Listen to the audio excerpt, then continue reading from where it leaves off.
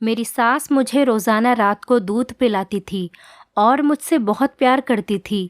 वो मुझसे कहती थी कि तुम मेरी बहू नहीं बेटी जैसी हो। एक दिन जब मैंने अपनी सास से दूध पीने को मना कर दिया तो मेरी सास और मेरे पति ने मुझे बहुत मारा। मुझे मेरी ससुराल से निकाल दिया। जब मैं अपने मायके पहुंची, मैंने अपने घर वालों को पूरी बात बताई तो मेरे भाई को बहुत गुस्सा आया और उसने मुझसे कहा, मैं तेरी सास और पति को नहीं छोड़ूंगा, मैं उन्हें जेल की हवा खिलाकर रहूंगा।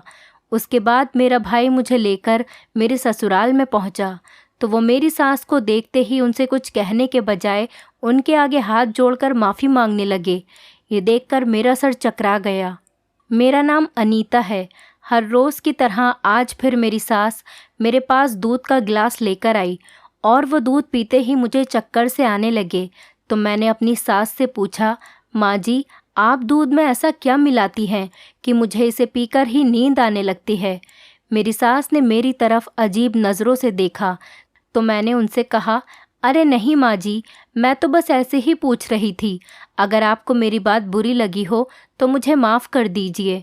फिर वो मुझे देखकर मुस्कुराने लगी और बोली कि बेटा, मुझे तुम्हारी बात का बुरा नहीं लगा, तुम तो मेरे लिए बेटी के समान हो।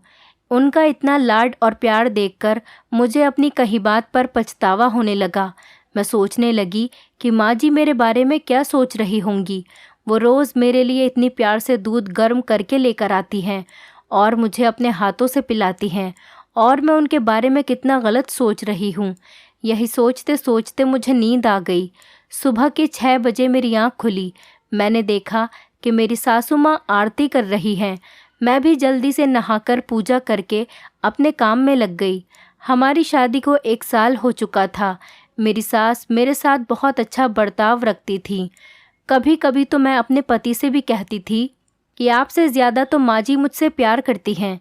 ये सुनकर वो मुस्कुरा देते थे। माँ जी रोज़ मुझे अपने हाथ से दूध बनाकर देती थीं और वो उसमें केसर वगैरह डालकर देती थीं, जो कि पीने में बहुत स्वादिष्ट होता था और पीते ही मुझे नींद आने लगती थी। मेरे पति विशाल डॉक्टर थे और वो आजकल नाइट ड्यूटी कर रहे थे। वो शाम को 7 बजे जाते और सुबह 6 बजे वापस आते थे। इस वजह से मुझे जल्दी उठना पड़ता था। मैं जल्दी उठकर नहा धोकर पूजा करती। उसके बाद मैं विशाल के लिए नाश्ता बनाती। मैं अपने ससुराल में बहुत खुश थी। मेरी सास और मेरे पति भी मुझसे बहुत खुश रहते थे। मेरा ससुराल बहुत अच्छा था। मेरे ससुराल में भी मेरे मायके की तरह किसी चीज़ की कोई कमी नहीं थी। मेरे पिताजी और भाई बहुत अमीर थे। हमारी बहुत बड़ी हवेली थी। उसमें बहुत सारे नौकर चाकर थे। हर काम के लिए अलग अलग नौकर थे। उसके अलावा भी हमारी बहुत ज़मीन जायदाद थी। कहने को तो सब काम नौकर ही करते थे, लेकिन देखभाल तो मालिक को ही करनी होती है। मेरी माँ सारा दिन हवेली की देखभाल करने में थक जाती थी। मैं अपनी माँ को देखकर कहती थी कि माँ, आप मेरी शादी इतनी बड़ी हवेली में मत करना। मुझसे इतनी बड़ी हवेली का काम नहीं संभाला जाएगा। वैसे भी मैं बहुत लाड प्यार में पली बड़ी थी और बहुत नाजुक मिजाज की मालकिन थी। मेरे माता पिता भी जानते थे कि मुझसे ये हवेलियों का काम नहीं संभाला जाएगा। वो मेरी बात सुनकर मुस्कुरा देते थे और मुझसे कहते थे, ठीक है बेटी, जैसे तुम चाहो, जहाँ तुम चाहो, हम वहाँ ही तुम्हारी शादी करेंगे। इसी बीच मेरे लिए एक रिश्ता आया। वो लोग हमारी तरह जागीरदार तो नहीं थे, लेकिन अच्छे खासे अमीर थे। उनके घर में हर चीज़ की रेल पेल थी। जैसा मैं चाहती थी वो रिश्ता बिल्कुल वैसे ही था और वो लोग हमारे शहर के ही रहने वाले थे। मेरे माता पिता को और भाई को वो लड़का बहुत पसंद आ गया था, इसीलिए मेरे घर वालों ने मेरा रिश्ता वहाँ पर पक्का कर दिया। लेकिन उस लड़के की माँ बहुत बीमार थी और हॉस्पिटल में एडमिट थी। इसी वजह से वो लोग चाहते थे कि हम जल्द से जल्द शादी कर लें। इस पर मेरे भाई ने मना कर दिया कि हमारी इकलौती बहन है, हम इसकी शादी बहुत धूमधाम से करना चाहते हैं। हम ऐसे जल्दबाजी में अपनी इकलौती बहन की शादी नहीं कर सकते। लेकिन लड़के ने कहा कि मेरी माँ बहुत बीमार है और उनकी आखिरी ख्वाहिश है कि वो मेरा घर बसा हुआ देखना चाहती हैं, इसीलिए हम जल्द से जल्द शादी करना चाहते हैं। ये सुनकर मेरे भाई भी शादी के लिए राज़ी हो गए। हमारी शादी तक मेरी सास की तबीयत भी बेहतर हो गई। फिर हमारी शादी हो गई। शादी के बाद मैंने देखा कि मेरी सास बहुत पूजा पाठ करने वाली औरत हैं। वो सारी सारी रात भगवान की पूजा करती रहती थी। मुझे लगा कि शायद वो मुझ पर भी ऐसे ही पाबंदियां लगाएंगी, लेकिन उन्होंने मुझसे कभी कुछ नहीं कहा। मैं यहाँ अपनी मर्जी की मालकिन थी। मैं जब चाहती सोती और जब चाहती उठ जाती थी। अपनी मर्जी से खाती पीती थी। मेरे पति विशाल भी बहुत अच्छे थे और मेरा बहुत ख्याल रखते थे। मुझे बाहर खाना खिलाने और घुमाने भी लेकर जाते। हमारी ज़िंदगी बहुत हंसी खुशी गुजर रही थी। अगले दिन जब मैं सोकर उठी तो दोपहर के 3 बज रहे थे। मैंने देखा कि विशाल अभी भी सो रहे हैं। मैं हाथ मुंह धोकर कमरे से बाहर आई तो मेरी सास पूजा कर रही हैं। पूजा करने के बाद उन्होंने मुझे प्रसाद दिया और शाम के खाने की तैयारी करने लगी। मैं भी उनके पास जाकर बैठ गई और उनसे बोली कि माँ जी, हम घर में काम के लिए एक नौकरानी रख लेते हैं। आप सारा दिन काम करके थक जाती हैं। मुझे अच्छा नहीं लगता। हमारे पास किसी चीज़ की कोई कमी नहीं है। हम नौकरानी रख लेते हैं। वो घर का सारा काम कर दिया करेगी और खाना भी बना देगी। इससे आपको भी आराम मिलेगा और आप रात को आराम से पूरी रात भगवान का पाठ कर सकती हैं। मेरी बात सुनकर मेरी सास बोली कि बेटा, मुझे तो सारा काम करने की आदत है और ये काम तो कुछ भी नहीं है। मेरे जैसी औरतें तो बड़ी बड़ी हवेलियों का पूरा पूरा काम संभाल लेती हैं। मैं उनकी बात सुनकर चौंक गई और उनसे कहने लगी कि माँ जी, आप भला हवेलियों का काम क्यों करेंगी? आपके पास तो सब कुछ है, किसी चीज़ की कमी नहीं है। उस पर मेरी सास बोली कि बेटा, मैं एक बहुत बड़ी हवेली में नौकरानी का काम कर चुकी हूँ। पूरी हवेली की साफ़ सफाई का काम मेरे ही सुपुर्द था। मैं सारा दिन काम में लगी रहती थी। सिर्फ रात को ही आराम करने को मिलता था। अपनी सास के मुंह से ये बातें सुनकर मैं हैरान रह गई। मैंने उनसे पूछा, फिर ये इतना बड़ा घर और कारोबार कहाँ से आया? उन्होंने मुझे बताया कि ये घर तो विशाल के पिताजी का है। उन्होंने मुझसे शादी कर मुझे इतने बड़े घर की रानी बना दिया। उनसे शादी करने से पहले मैं एक हवेली में नौकरानी का काम करती थी। उनकी बातें सुनकर मुझे उनसे नफ़रत होने लगी और मैं सोचने लगी कि मैं एक नौकरानी के साथ उठती बैठती हूँ, खाती पीती हूँ। मैं इतने बड़े घर की बेटी, ये तो मेरी शान के खिलाफ है। आज तक मैंने किसी भी नौकर को अपनी किसी चीज़ को हाथ लगाने नहीं दिया था। शुरू से ही बहुत सिनकी थी मैं। अगर कोई नौकर मेरी किसी चीज़ को हाथ भी लगा लेता था तो मैं उसे फेंक देती थी। आज मैं एक नौकरानी के साथ बैठी हूँ। फिर मैं अपने कमरे में चली गई। विशाल के भी जाने का समय हो गया था। वो अपने क्लिनिक चले गए। उनके जाने के बाद माँ जी मेरे लिए दूध लेकर आईं। वो मुझे अपने हाथ से दूध पिलाने लगीं, लेकिन आज उनके हाथ से दूध पीते हुए मुझे घिनसी महसूस हो रही थी। मैं सोच रही थी कि जिन हाथों से ये मुझे दूध पिला रही हैं, उन्हीं हाथों से घर की साफ़ सफाई करती थीं। पता नहीं अपने हाथ ठीक से साफ़ करती भी होंगी या नहीं। फिर मैंने सोचा कि ये काम तो माँ जी बहुत पहले करती थीं। अब तो ये एक बड़े घर की मालकिन हैं और बहुत पूजा पाठ भी करती हैं। मैंने अपने आप को बहुत समझाने की कोशिश की, लेकिन फिर भी उनके हाथ से दूध पीने को मेरा दिल नहीं माना। मैंने माँ जी से कहा कि आप दूध का गिलास यहीं पर रख दें, मैं बाद में पी लूँगी। लेकिन वो मुझसे ज़िद करने लगी और बोली कि बेटा, दूध ठंडा हो जाएगा, फिर पीने में मज़ा नहीं आएगा, तुम इसे अभी पी लो। लेकिन मैंने माँ जी से कहा कि माँ जी, आप फ़िक्र ना करें, मैं खुद बाद में दूध पी लूँगी। ये सुनकर माँ जी मेरे कमरे से चली गईं। उनके जाने के बाद मैंने वो दूध नहीं पिया और मैं सोने के लिए लेट गई। लेकिन आज मुझे नींद नहीं आ रही थी। मैंने बहुत सोने की कोशिश की, उसके बावजूद भी मुझे नींद नहीं आई।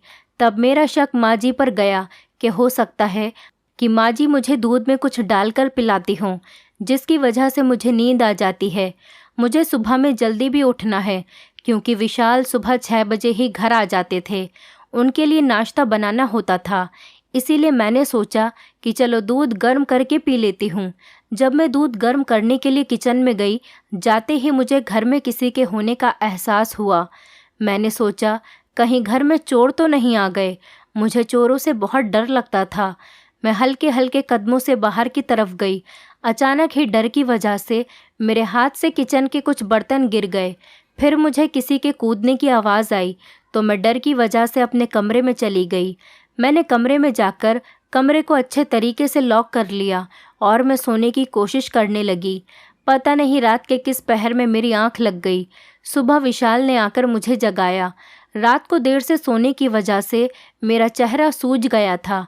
विशाल ने मुझसे पूछा, क्या हुआ? तब मैंने उनको बताया कि कुछ नहीं, रात नींद नहीं आ पाई, इस वजह से आंखें ओझल हो रही हैं। शाम तक ठीक हो जाएंगी, आप फिक्र ना करें, मैं ठीक हूँ। मैंने विशाल को नाश्ता कराया। विशाल और मैं आराम करने के लिए लेट गए। दोपहर में जब मेरी आंख खुली तो माँ जी मेरे पास आकर बैठ गईं और रात के बारे में मुझसे पूछने लगी कि मैंने रात दूध पिया था या नहीं, मुझे नींद आराम से आई थी या नहीं। मैंने उनसे कहा कि हाँ माँ जी, आपके जाने के बाद मैंने वो दूध पी लिया था और मुझे बहुत अच्छी नींद आई। सुबह विशाल के आने पर ही मैं उठी।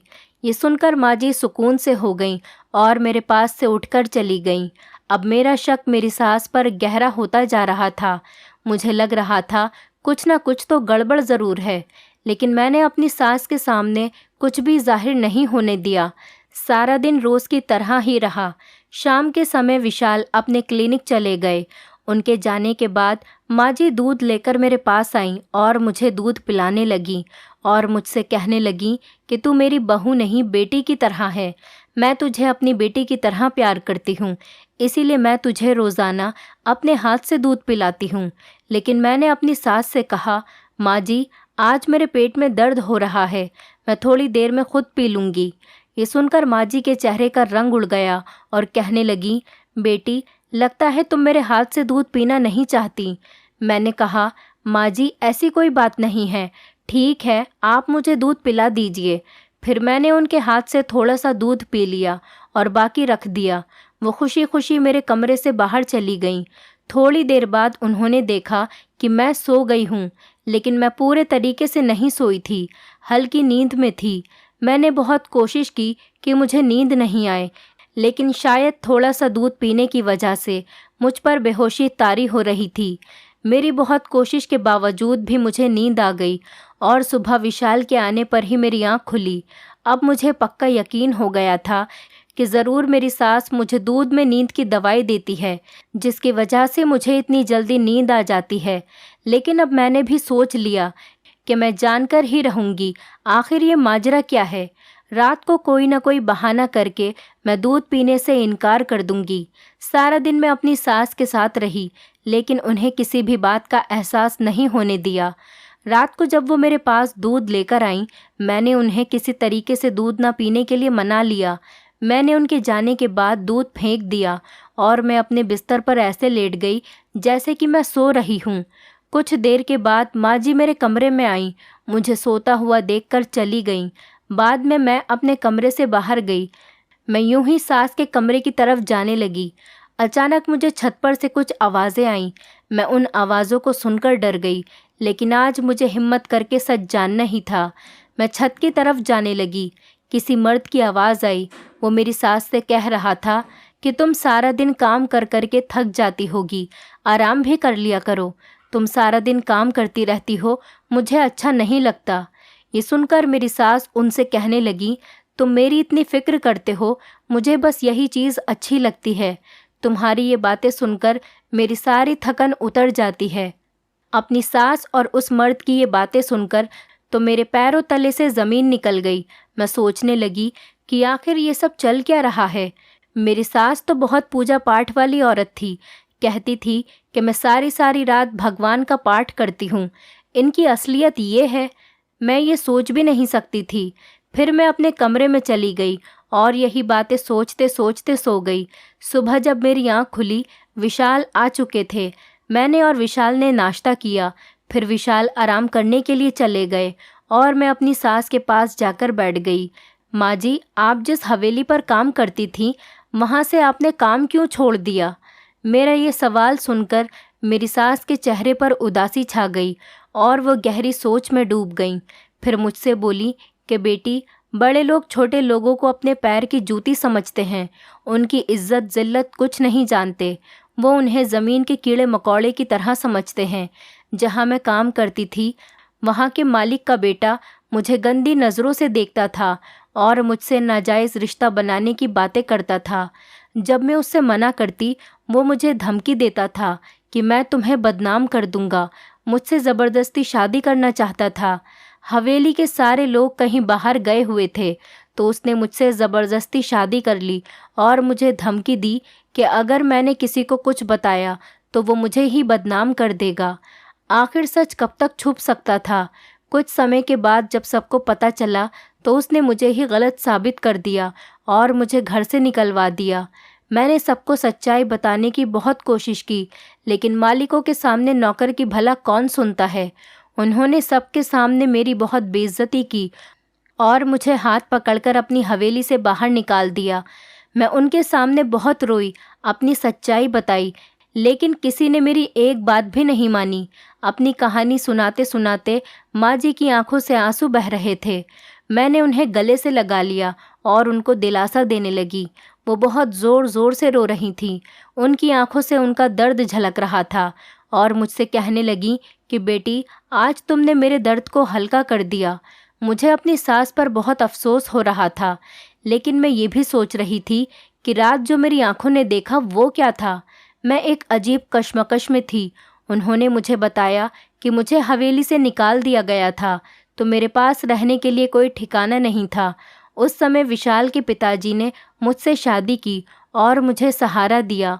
उनका बहुत बड़ा एहसान है जो उन्होंने उस वक्त मेरा साथ दिया। मेरे साथ कोई नहीं था। फिर वो रोते रोते मुझसे पूछने लगी, तुम ही बताओ बेटी, इन सब में मेरा क्या कसूर था। मैं तो वहाँ ईमानदारी से अपना काम कर रही थी, लेकिन उन लोगों ने मेरे साथ बहुत गलत किया। मेरा तो इन सब में कोई कसूर ही नहीं था। मैंने अपने दिल ही दिल में सोचा कि मुझे आपकी किसी बात पर कोई भरोसा नहीं है। जो औरत अपने बुढ़ापे में रात के अंधेरे में एक गैर मर्द से मिल सकती है, उसने पता नहीं अपनी जवानी में कितने मर्दों को घुमाया होगा।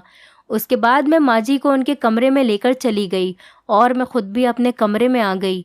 मैं सोचती रही कि मैं ये सब विशाल को कैसे बताऊंगी। क्या विशाल मेरी बात का भरोसा करेंगे या नहीं। कुछ दिन गुजरने के बाद मैंने सब कुछ विशाल को बता दिया कि तुम्हारी माँ रात के अंधेरे में छत पर किसी और मर्द से मिलती है। विशाल मेरी बात आराम से सुनते रहे, लेकिन मेरी बात पूरी होने के बाद ही उन्होंने मुझसे कहा, तुम अपना सामान पैक कर लो। मेरी माँ चरित्रहीन औरत है, मैं तुम्हें उसके साथ नहीं रख सकता। तुम अपने बाप भाई जैसे शरीफ लोगों में रहो। मैंने विशाल से कहा कि विशाल मेरी बात तो सुनो, लेकिन विशाल मुझ पर गुस्सा करने लगे और चीख कर मुझसे बोले कि निकल जाओ मेरे घर से। विशाल की आवाज़ सुनकर माँ भी वहाँ पर आ गई और विशाल से कहने लगी कि विशाल, ये तुम क्या कर रहे हो। तब विशाल ने उनसे कहा कि माँ, अनीता का कहना है कि आप रात के अंधेरे में किसी मर्द से छुपकर मिलती हैं। आप एक चरित्रहीन औरत हैं। विशाल की माँ ने कहा कि बेटा, तुम मुझसे पूछोगे नहीं कि ये सच कह रही है या झूठ। विशाल ने नहीं में सिर हिलाया और कहने लगा, माँ, मुझे आप पर पूरा भरोसा है। इतना कहकर विशाल मुझे गाड़ी में बिठाकर मेरी हवेली पर छोड़ आए। जब मैं घर के अंदर गई, मेरी ऐसी हालत देखकर मेरे घरवाले बहुत परेशान हुए और मुझसे पूछने लगे कि बेटी, तुम्हें क्या हुआ, तुम्हारी ये हालत किसने कर दी और तुम रो क्यों रही हो। विशाल कहाँ है। मैं अपने घर में सबकी लाडली थी। मुझे ऐसा रोता बिलखता हुआ किसी ने नहीं देखा था, इसीलिए सब लोग मुझे देखकर बहुत ज़्यादा परेशान हो गए। मैंने अपने घर वालों को और अपने भाई को सारी बात बताई। मेरी बात सुनकर मेरे भाई को बहुत ज़्यादा गुस्सा आया और वो कहने लगे कि मैं तुम्हारी सास को पुलिस के हवाले कर दूंगा। आखिर तुम्हारे साथ वो ऐसा कैसे कर सकती हैं। लेकिन मैंने अपने भाई को रोक लिया और मैं रोते रोते बेहोश हो गई। जब डॉक्टर ने चेक किया तो पता चला कि मैं प्रेग्नेंट हूँ। ये सुनकर मुझे बहुत खुशी हुई। मुझे लगा कि अब विशाल मुझे अपने साथ ले जाएंगे। जब मेरे भाई ने यह खबर देने के लिए विशाल को कॉल की तो विशाल ने उनसे बात करने के लिए मना कर दिया। मेरी तबीयत भी अब कुछ ख़राब रहने लगी थी। मेरा किसी काम में मन नहीं लगता था। मैं सोच रही थी कि कहीं विशाल मुझसे मेरा बच्चा न छीन ले। मैं तो अपने बच्चे के बगैर जीते जी मर जाऊंगी। मेरी ये हालत देखकर मेरे भाई बहुत परेशान रहने लगे। एक दिन उन्होंने मुझसे कहा, अनीता चलो तुम अपना सामान पैक कर लो, मैं तुम्हें तुम्हारे ससुराल छोड़ आता हूँ। तुम अपनी सास से माफ़ी मांग लेना और विशाल से भी माफ़ी मांग लेना। तुम्हें इस समय अपने पति के साथ की बहुत ज़रूरत है। इस बच्चे को भी अपने पिता की ज़रूरत है। मैंने भी सोचा कि आखिर कब तक मैं अपने मायके में रहूँगी। मैंने भी अपने बच्चे की खातिर सोचा कि अपनी सास से माफ़ी मांग लूँगी। जब हम मेरी ससुराल पहुँचे तो रात के खाने का समय हो चुका था। विशाल और मेरी सास खाना खा रहे थे। उनके साथ एक आदमी और बैठा था और वो खूब हंसी मजाक कर रहे थे। जब मैंने आगे बढ़कर गौर से देखा तो मुझे पता चला कि ये तो वही आदमी है जो उस रात मेरी सास के साथ था। मैं ये देखकर हैरान रह गई। विशाल और मेरी सास ने हमें देख लिया था। मेरी सास उठकर आगे आई और मेरे भाई की तरफ देखकर बहुत खुश हुई। मैंने अपने भाई के चेहरे को देखा तो मेरे भाई के चेहरे पर उदासी थी। मेरे भाई मेरे सास से कहने लगे, तुम यहाँ क्या कर रही हो? मेरे भाई की आवाज़ में एक दर्द था। मेरी सास मेरे भाई को बहुत नफ़रत से देख रही थी और फिर मेरे भाई से कहने लगी कि जागीरदार साहब, क्या लगा था तुम्हें? तुम्हारे पाप का घड़ा कभी नहीं भरेगा, लेकिन भगवान के घर देर है, अंधेर नहीं है। हर पापी को अपने किए की सज़ा एक न एक दिन मिलकर ही रहती है। आज तुम्हारी सज़ा का समय आया है। ये सुनकर मेरे भाई कहने लगे कि तुमने मुझसे बदला लेने के लिए मेरी बहन का इस्तेमाल किया और अपने बेटे की शादी मेरी बहन के साथ करवा दी ताकि तुम मुझसे बदला ले सको। जिस तरीके से मैंने तुम्हें अपने घर से निकाला था, इसी तरह तुमने मेरी बहन को अपने घर से निकालकर अपना बदला पूरा कर लिया। मुझे ये सब सुनकर चक्कर आने लगा और मैंने अपने भाई से कहा कि ये सब आप क्या कह रहे हैं। तब मेरे भाई ने मुझे बताया कि अनीता, मैं जो भी कह रहा हूँ सच कह रहा हूँ। तुम्हारी सास हमारे यहाँ नौकरी करती थी और मेरा दिल इस पर आ गया था। तब मैंने इससे छुपकर शादी कर ली थी, लेकिन जब सब घर वालों को पता चला तो मैंने उल्टा इस पर ही इल्ज़ाम लगाकर इसको घर से निकलवा दिया और सबके सामने इसको चरित्रहीन साबित कर दिया। इसी बात का बदला लेने के लिए इन्होंने तुम्हें अपने घर से निकाल दिया। मेरे भाई बहुत रो रहे थे और मेरी सास के सामने हाथ जोड़कर माफ़ी मांगने लगे और कहने लगे कि मेरे किए की सज़ा मेरी बहन को मत दो। मेरी बहन माँ बनने वाली है। मैंने जो किया बहुत गलत किया। मुझे अपनी गलती का एहसास है। तुम मुझे माफ़ कर दो और मेरे किए की सज़ा मेरी बहन को मत दो। मेरी बहन बहुत नादान है। आज मुझे मेरी सास के चेहरे पर बहुत सुकून दिखाई दे रहा था। ऐसा लग रहा था जैसे वो इसी दिन के लिए ज़िंदा हों। और जो आदमी उनके साथ बैठा था वो असल में विशाल के पिता थे। विशाल ने बताया कि अगर वो अपने पिता के बारे में मुझे बता देते तो मेरे भाई को पता चल जाता। वो मेरी शादी विशाल के साथ नहीं करते। उन्होंने ये सब कुछ मुझसे छुपा कर रखा ताकि मेरी सास की सच्चाई सबके सामने आ सके और पता चल सके कि मेरी सास एक बहुत ही नेक और शरीफ औरत है। उनके साथ जो कुछ भी गलत हुआ वो सब मेरे भाई ने ही किया था। उसके बाद विशाल ने मुझसे कहा, अनीता, तुम्हें अपने भाई या मुझ में से किसी एक को चुनना होगा। मैंने फ़ौरन कह दिया कि विशाल, मैं तुम्हारे साथ रहूँगी। मुझे एक ऐसे भाई की बिल्कुल भी ज़रूरत नहीं है जो औरतों की इज़्ज़त करना नहीं जानता हो, जो औरतों को अपने पैर की जूती समझता हो। मुझे तुम्हारे साथ ही रहना है। ये सुनकर मेरे भाई मेरे आगे हाथ जोड़कर कहने लगे, अनीता, मुझे माफ़ कर दो। तुम जानती हो मैं तुम्हारे बगैर नहीं रह सकता। तुम्हें अपनी बहन नहीं बेटी मानता हूँ। मैं जानती थी कि मेरे भाई मुझसे बहुत ज़्यादा प्यार करते हैं।